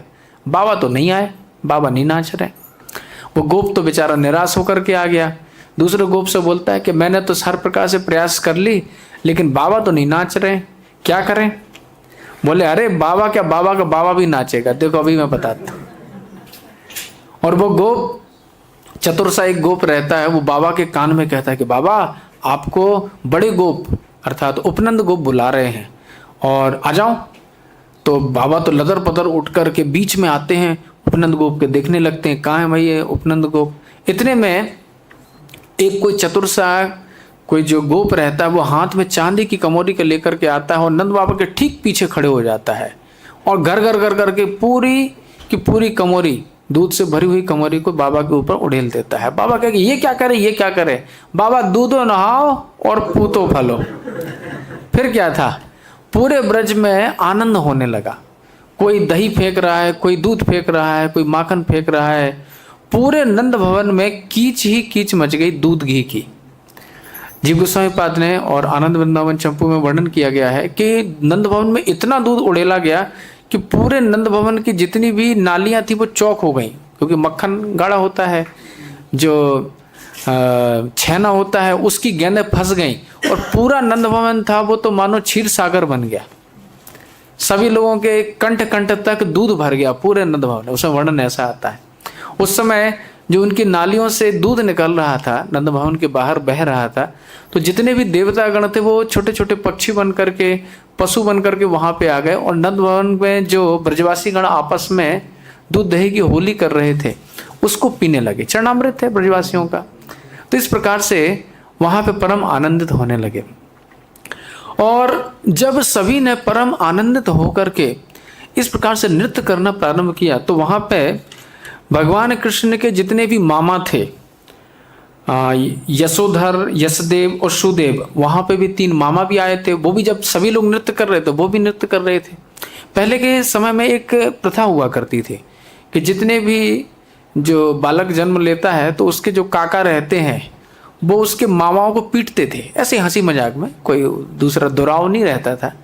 तो यहाँ पे भी जो उपनंद गोप, अभिनंद गोप हैं, वो यशोधर, यशदेव, सुदेव इनको पीटने के लिए जाते हैं। ये लोग भाग रहे होते हैं, अपने पिताजी जो सुमुख पाटिला रहते हैं उनके पास में जा रहे, उनके पीछे छुप रहे होते हैं, लेकिन उनको खींच खींच के लाते हैं, उनको भी घसीटते हैं और दूध में खूब उनके साथ में कीच में उनको घसीटा जाता है, उनको पीटा जाता है। सब लोग हंस रहे हैं। इधर जो भगवान कृष्ण की जो मौसियाँ हैं, यशोदेवी और यशस्विनी, वो अपने पति चाटू और बाटू के साथ में आई हुई हैं और वो भी बड़े आनंद से नृत्य कर रही हैं। तो जितना भी कृष्ण के जो मामा, मौसी, इधर जो काका हैं, चाचा हैं, ताऊ हैं, सभी लोग वहाँ पे हैं और बड़ा एक आनंद हो रहा है, दिव्य आनंद हो रहा है। सभी लोगों ने खूब दूध घी उछाला, खूब प्रकार से नृत्य किया, उत्सव किया। सुबह से करते करते उत्सव कैसा चल रहा था, शाम तक चला। अब वहाँ पे कोई भोजन की तो कमी है नहीं। फिर इसके बाद जब संध्या बेला हो गई तो सभी लोग स्नान करने के लिए यमुना जी पर आते हैं। जब ये सब चल रहा था तो अभी बताया था कि देवता गण भी वहाँ पर आ रहे थे। अब सभी देवता आ चुके थे, ब्रह्मा जी आ चुके थे, नारद जी आ चुके थे, इंद्र आ चुके थे, लेकिन शिव जी तो ध्यान मुद्रा में थे। अब शिव जी वैसे भी ध्यान में ही रहते हैं, है ना, भांग खाली अपने अपने ध्यान कर रहे हैं। तो जो भी है वो ध्यान में थे तो आ नहीं पाए और कैलाश वैसे भी बहुत दूर है ना, तो उनको आने में थोड़ा विलम्ब हो गया। जैसे ही शिव जी वहाँ पर आते हैं और आने में जब विलम्ब हो जाता है तो कहते हैं, नारद बाबा से कहते हैं, नारद जी से कि नारद जी हमें भी लाला के दर्शन करा दो, हमें भी बड़ी आस लेके हम आए हुए हैं, हमें दर्शन करा दो। नारद जी बोलते हैं कि देखो आज किसी की भी सिफारिश की जरूरत नहीं है, नंद बाबा इतने उदार हो रहे हैं कि जो आ रहा है उसको ही दर्शन हो रहे हैं। सूरदास जी ने अपने पदों में बड़ा अच्छा विस्तार से इसका वर्णन किया है, इस लीला का। तो वहां पे वर्णन किया गया है कि जब ये आए, जब कैलाश से आए शिव जी, तो आते हैं नंद बाबा के पास। नंद बाबा से कहते हैं कि देखो बाबा हम योगी है, कैलाश से आए हैं, मतलब एक वेशभूषा शिव जी के रूप में नहीं आए, एक योगी के वेश में आए और हम लाला का दर्शन करना चाहते हैं। बाबा तो किसी को नाम बोल ही नहीं रहे थे। इधर उन्होंने सूचना भिजवाई कि देखो कोई योगी आए हैं, हमारे बालक को आशीर्वाद देना चाहते हैं, थोड़ा दर्शन करना चाहते हैं। बूढ़ी बूढ़ी जितनी गोपियां हैं वो तो चिंतित हो गई कि भाई दूध और पूत छुपा के रखने की वस्तु है, हर किसी को दिखाई जाए क्या। उन्हें तो मना कर दी। बाबा बोल रहे हैं कि लो भैया, हमारी तो जितनी बूढ़ी बूढ़ी गोपियां हैं वो तो सब मना कर रही हैं, दर्शन ना होंगे। बेचारे जो शिव जी थे निराश होकर के वहीं बैठ गए गोकुल में। जो चिंताहरण महादेव का स्थान है ना आज भी गोकुल के पास में, वही स्थान कहते हैं जो है। महादेव जी तो बड़े आशा लगा करके आए थे, लेकिन वहां निराश हो गए। अब कृष्ण तो अंतर्यामी है, सब कुछ जानते हैं। कृष्ण अंतर्यामी होने के कारण बोलते हैं, रोना चालू कर देते। ऐसा रोना चालू करते हैं कि किसी भी प्रकार से शांत नहीं हो रहे हैं। किसी ने बोला कि देखो, हमें लगता है वो योगी आए थे, वो कुछ आशीर्वाद देना चाहते हैं, अगर उनका आशीर्वाद दिलवा दोगे तो निश्चित लाला का रोना बंद हो जाएगा। बाबा तो स्वयं आते हैं शिव जी के पास में और कहते हैं कि चलो बाबा, चलो चलो, हम तुम्हें लाला का दर्शन कराएंगे। शिव जी आते हैं और अब दोनों एक ही है ना, कोई भेद तो है नहीं, है ना। जैसे कि तो शिव जी कृष्ण का दर्शन करते हैं, कृष्ण शिव जी का दर्शन करते हैं, शिव जी आशीर्वाद देते हैं और कृष्ण भी मानो इस प्रकार से आशीर्वाद स्वीकार कर रहे हैं। इस प्रकार की लीला वहां पे की जाती है। तो जैसे एक श्लोक आता है कि सूत मागध बंदिभ्यो ये अन्य विद्योपजीवना, जो 15वां श्लोक है 5वें अध्याय का। तो विद्योपजीवना अर्थात ये शिव जी के लिए कहा। विद्या के जो उपजीवी हैं, जो विद्या प्रदान करने वाले हैं, वो भी वहां पे पधारे। इनके माध्यम से कह दिया कि जितने भी देवता हैं वो भी वहां पे पधारे। इसके बाद नंद बाबा ने हर एक को छक करके दान दिया। कोई भी व्यक्ति, वैसे तो क्या होता है कि दान मांगा जाता है फिर दान दिया जाता है, लेकिन यहाँ पे उल्टी बात हो रही थी। नंद बाबा पहले ही जो उनके मन में आ रहा था वो दान देते रह रहे थे और सभी लोग बड़े आनंदित हो रहे थे। अब पुरुष में तो संभालने वाले बहुत सारे लोग थे, लेकिन महिलाओं में कोई संभालने वाला नहीं था, क्योंकि बहुत सारी महिलाएं आ गई थी। अब जो भेंट सामग्री ला रही थी उनको कौन ले, तो ये कहा गया है कि रोहिणी चा महाभागा, जो रोहिणी मैया है उनके लिए महाभागा विशेषण यहाँ पे प्रयोग किया गया। क्यों प्रयोग किया गया? क्योंकि यशोदा जी ने तो अभी बालक को जन्म दिया है, तो अभी तो वो उत्सव में भाग नहीं ले सकती हैं, वो तो अपने सूतिका गृह में है।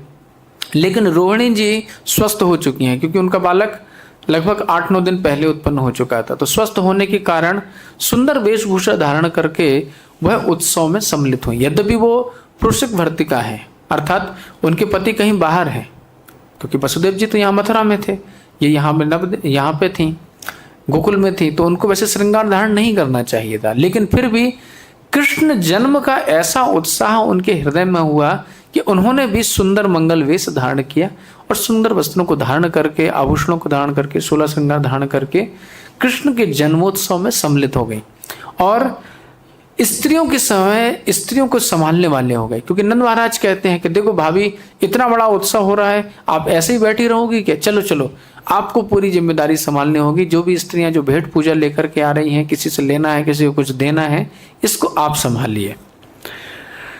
जब उन्होंने पूरी मंडली संभाल ली, तो जब सभी लोग पूरा उत्सव मना चुके थे और उत्सव मनाने के बाद यमुना जी में स्नान करने गए, यमुना जी में भी खूब तेल उपटन वगैरह लगा करके और बड़े अच्छे से उन्होंने स्नान किया, सुंदर सुंदर वस्त्रों को धारण किया, पुनः नंद भवन में आए।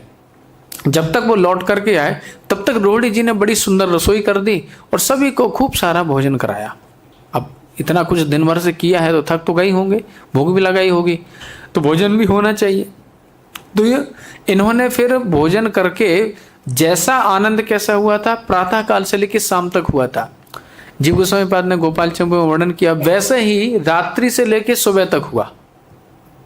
वैसे ही उत्सव रात्रि में फिर से प्रारंभ हो गया और फिर से सुबह तक होता रहा, ऐसा वहां पे वर्णन आता है।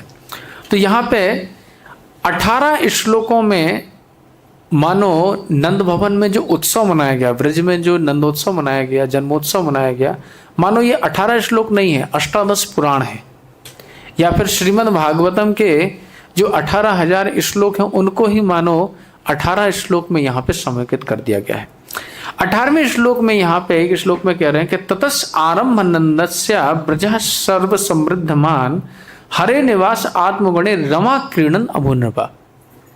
अब देखो, ये परिभाषा वचन है, पद्म पुराण के परिभाषा वचनों में आता है कि रमा शब्द अलग अलग प्रकरणों में अलग अलग अर्थ से प्रयोग किया जाता है।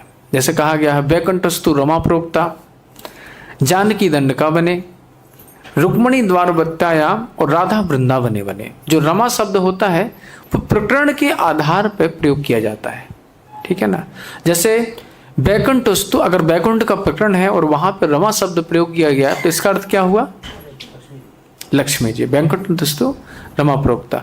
और जानकी दंडका बने, और जानकी जी का अगर प्रकरण चल रहा है, रामायण का प्रकरण चल रहा है, वहां पर रमा शब्द प्रयोग किया गया तो वहां पे क्या अर्थ होगा? सीता मैया। रुक्मणी द्वारवत्ता, अगर द्वारका का प्रकरण चल रहा है और वहां पर रमा शब्द प्रयोग किया गया तो वहां पे भाव क्या निकलेगा? रुक्मणी जी का। और ये परिभाषा वचन है, अंत में आता है राधा वृंदावने बने। अगर वृंदावन का प्रसंग है, गोकुल का प्रसंग है, ब्रज का प्रसंग है और वहां पर रमा शब्द, श्री शब्द अगर प्रयोग किया गया तो क्या अर्थ लेना पड़ेगा? राधा रानी। तो रमा क्रीडन अभूप नृपा, तो जैसे भगवान कृष्ण की बाल लीला हुई इसी प्रकार से किशोरी जो अर्थात श्रीमती राधा रानी की भी उसी प्रकार की बाल लीला हुई, यहाँ पे कहा गया। जैसे गोपाल चंपू में इसका थोड़ा बहुत वर्णन आता है, आनंद वृंदावन चंपू में भी आता है कि कैसे जब श्रीमती राधा रानी का जन्म हुआ, पूरी कथा आती है विस्तार से कि जब उनका जन्म हो जाता है तो उनके छोटे छोटे बाल थे, तो जो कीर्तिदा मैया रहती हैं वो जैसे देखो ना छोटे बच्चों की जो चोटी कर दी जाती है कि इस तरफ के बाल को इस तरफ करके इस तरफ बांध दिया और इस तरफ के बाल को इस तरफ कर दे, तो गोकर्ण चकुराहा, चिकुरा यानी केश, जो केशों को बांध दिया जाता है उसको चिकुर कहते हैं संस्कृत में। तो गोकर्ण चिकुराहा, तो श्रीमती राधा रानी के जो केस हैं अभी छोटे छोटे बाल हैं, ज़्यादा बड़े नहीं हैं, तो दोनों तरफ की चोटियाँ पोंदी गई हैं और जब वो घुटमन चल रही हैं तो ऐसे ऐसे कर रही हैं तो मानो ऐसा लग रहा है जैसे गैया के कान हिल रहे हैं। एक अलग शोभा उनकी प्रकट हो रही है। अभी इन्होंने रोहिणी जी ने क्या बोलते कीर्तिदा मैया ने कान भी छिदवा रखा है, कान छिदवा दिया है और उसमें सुंदर हीरे की जो बाली है वो पहना दी है।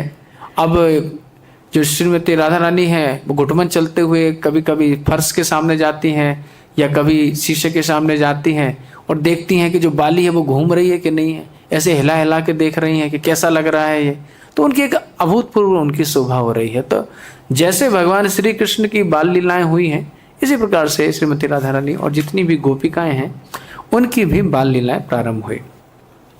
जब नंद बाबा ने इतना बड़ा उत्सव कर लिया तो वसुदेव जी ने एक अपना गोप भेजा, एक विश्वसनीय कोई जो उनका दूत था उसको भेजा, और दूत को भेजने के बाद उन्होंने मध्य रात्रि में भेजा दूत को भी।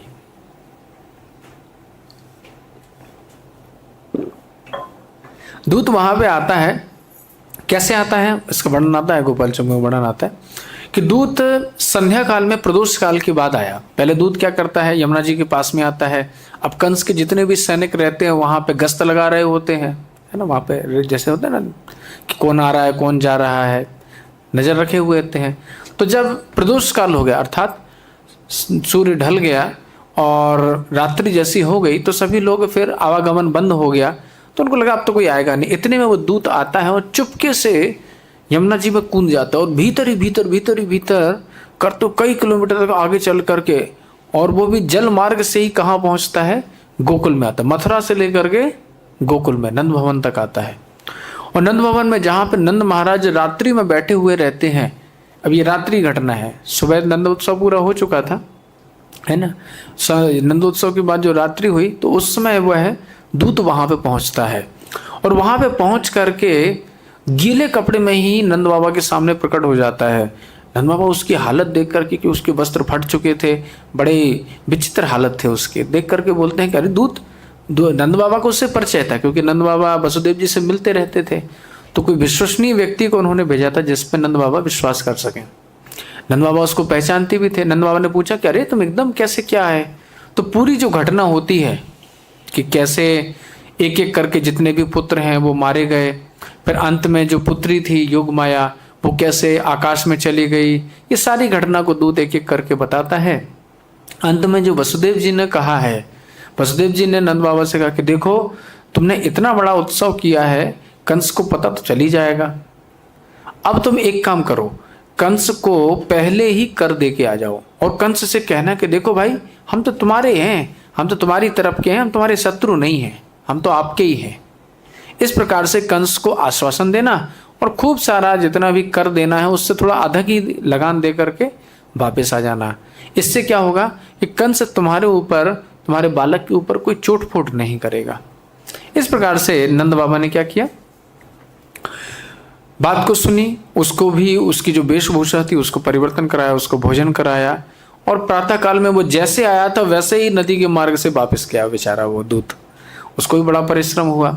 अब नंद बाबा जब इतना बड़ा उत्सव कर चुके तो फिर क्या करते हैं, फिर बात मन बना लेते हैं कि चलो भाई अब हमें वापस चलना चाहिए। वापस चलना चाहिए यानी 5-6 दिन जब बीत जाते हैं, अब जैसे नंदोत्सव मना, पहले दिन भगवान कृष्ण का जन्म कब हुआ, अष्टमी की मध्य रात्रि में, ठीक है ना। फिर नवमी के दिन प्रातः काल में उत्सव मनाया गया, नवमी की रात्रि में भी उत्सव मनाया गया, दूत भी उसी नवमी की रात्रि को आया था। लेकिन जैसा उत्सव नवमी को मनाया गया वैसे ही दसवीं को मनाया गया, वैसे ही एकादशी को, द्वादशी को, 5 दिन तक लगातार ऐसे ही उत्सव चलता रहेगा। आज भी ब्रज में देखा जाता है, जो जन्माष्टमी रहती है और नंदोत्सव रहता है वो कई दिनों तक चलता रहता है ना। कोई लोग इनके यहाँ जाते हैं, फिर उनके यहाँ जाते हैं, वैसे ही बधाइयाँ बढ़ती रहती हैं। तो इस प्रकार से उत्सव मनाया जाता है। तो चूंकि ब्रज इतना बड़ा था कि एक दिन में केवल 1-2 गांव के लोग ही दर्शन कर पाते थे कृष्ण का, सभी लोग दर्शन नहीं कर पाते थे। इसलिए जितने भी लोग थे, आज अमुक गांव के लोग आ रहे हैं, आज अमुक गांव के लोग आ रहे हैं, आज अमुक गांव के आ रहे हैं। अब इतना बड़ा 84 कोस ब्रज है, एक साथ तो कोई दर्शन कर नहीं पाएगा। तो एक गांव के लोग जब दर्शन करके जाते थे तो बीच में दूसरे गांव के लोग आ रहे होते, वो उनसे पूछते हैं कि भैया हमने सुना है कि तुम कृष्ण दर्शन करके आए हो, बताओ कैसा लाला का मुख है, कैसा सौंदर्य, हमने सुना बड़ा सुंदर बालक है। ये कहते हैं कि भैया अगर आंखों के पास जीवा होती तो वो कुछ बोल पाते। अब जो सौंदर्य है वो हम क्या वर्णन करें, हमारे पास इतनी सामर्थ्य नहीं कि उस सौंदर्य का हम वर्णन करें। तुम ही जाओ, खुद ही देख लो। तो कोई यहाँ से आ रहा है और वहाँ जा रहा है। नंद बाबा ने यद्यपि किसी को ज़्यादा लोगों को सूचना नहीं दी थी, क्योंकि उनको डर भी था कि कोई चोट फोट ना कर दे, कोई शत्रु ना आ जाए। लेकिन जैसे जब कमल खिलता है तो भौरे अपने आप दौड़े चले आते हैं उसकी सुगंध से लोभित होकर के। ठीक इसी प्रकार से जितने भी ब्रजवासी थे भगवान कृष्ण के प्रकट होने पर इतने आनंदित हो गए। जैसे कोई अच्छा राजा होता है तो कैसे एक प्रसन्नता होती है ना। जैसे हमारा कोई युद्ध चल रहा है और उसमें हम विजयी हो जाएं तो कितना आनंद होता है। इसी प्रकार से जब भगवान कृष्ण प्रकट हुए थे तो ब्रजवासियों के हृदय में एक अभूतपूर्व आनंद प्रकट हो गया था। और उस अभूतपूर्व आनंद से ही सभी लोगों को पता चल गया कि यहाँ पे कुछ ऐसी वस्तु प्रकट हो गई है, कोई ऐसा व्यक्ति आ गया है जो हमें आह्लाद दे रहा है, आनंद दे रहा है। तो सभी लोग आनंदित होकर के भगवान कृष्ण का 1 नहीं 2 नहीं 5 दिन तक नंदोत्सव चलता ही रहता है। गोपाल चंपू में इसी प्रकार से वर्णन किया गया है, 5 दिन तक नंदोत्सव चला। फिर 5वें दिन के बाद जब छठी का दिन आता है, अब जो छठी का उत्सव होता है वो कैसा होता है, वो रात्रि का उत्सव होता है ना। छठी के उत्सव में क्या होता है कि जितने भी माई के पक्ष के लोग होते हैं, यानी कि जिसने यशोदा मैया के पक्ष के लोग हैं, महराने के, वो सभी आएंगे और बालक के निमित्त जो भी खेल खिलौना, पलना और बाकी चीजें हैं उनको, सामग्रियों को लाया जाएगा, वस्त्र आभूषण वगैरह लिया जाएगा।